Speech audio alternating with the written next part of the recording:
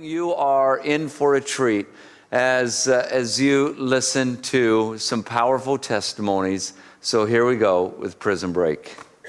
Do you feel trapped?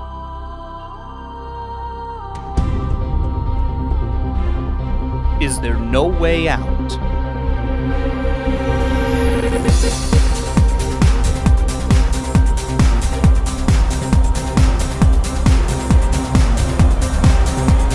Experience church like never before.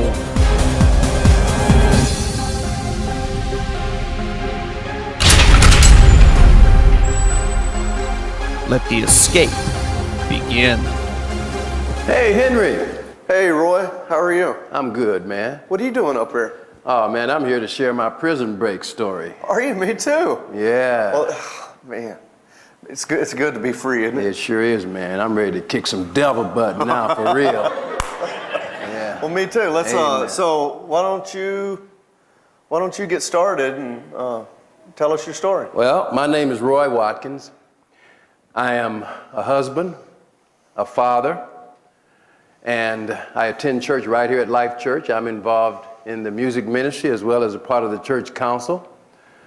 I mentioned earlier that I am a husband. I've been married to my lovely wife for 20 years. This coming September the 3rd, I remember, will make 21 years. And I am employed at a ministry called New Hope Center. It's a program that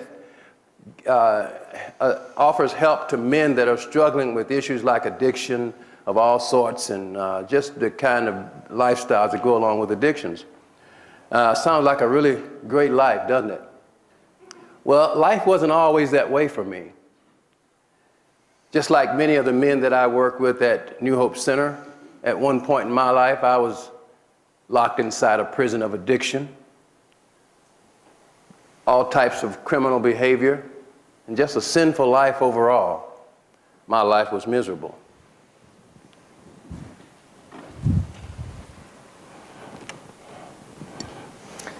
My name's Henry, and I'm a member of Life Church. Me and my wife, Melissa, have been here since 2001, probably almost 8 years.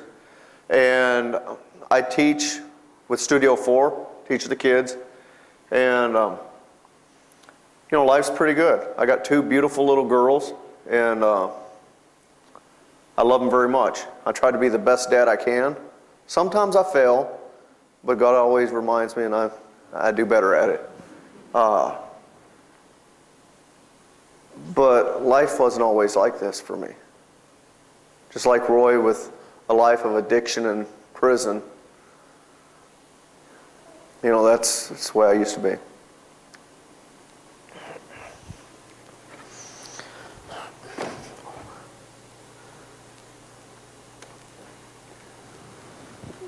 One of my first experiences with deep emotional pain started at about the age of 9 years old, when I found out that the man that I thought was my father was not really my father.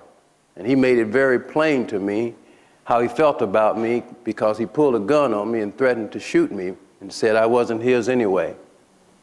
You see, my mom had an affair when he had went away into the military, and he was bitter about that. And he was an alcoholic. He was very abusive to all of us, me and my brothers and sisters. He was both physically and verbally abusive to my mother. And there was times that I really hated him. My brothers and sisters and myself, we just hated to see him coming. And as years progressed, I got introduced to alcohol at an early age. In the county that we lived in rural Alabama, you couldn't buy liquor legally, so my grandmother, my dad's mother, made a thing they called homebrew. Some people call it hooch. And so they didn't have a problem with us taking a sip of that. And I remember starting to get drunk at a very early age in life. And my mom and dad separated for a period of time, and then they reconciled and moved away to Ohio. I moved to Ohio at the age of 14, and moving from Alabama into a city like Toledo, Ohio, there were a lot of things that caught my attention very quick. And I started experimenting with alcohol. I could get the real deal then, and the marijuana. And by the time I was 17, I dropped out of school. My mom and dad had divorced by then. He had abandoned us for the last time, and she said that she was done with it, and they divorced. So I lied about my age, got a job in a factory, started earning money. My mom didn't say much about it because I was bringing in money to take care of bills and put food on the table. So she didn't say very much about that. By the age of 18, I was into heroin use. I got arrested for my first felony charge at the age of 18, wound up in jail for a while. And I didn't like jail very much.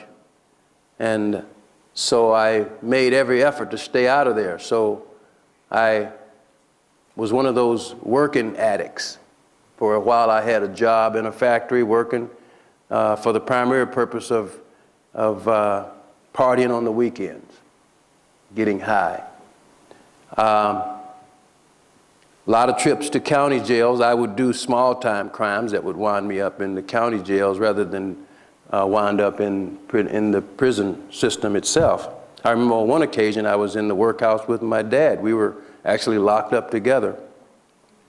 Can you imagine having that kind of a legacy with your, or experience with your dad?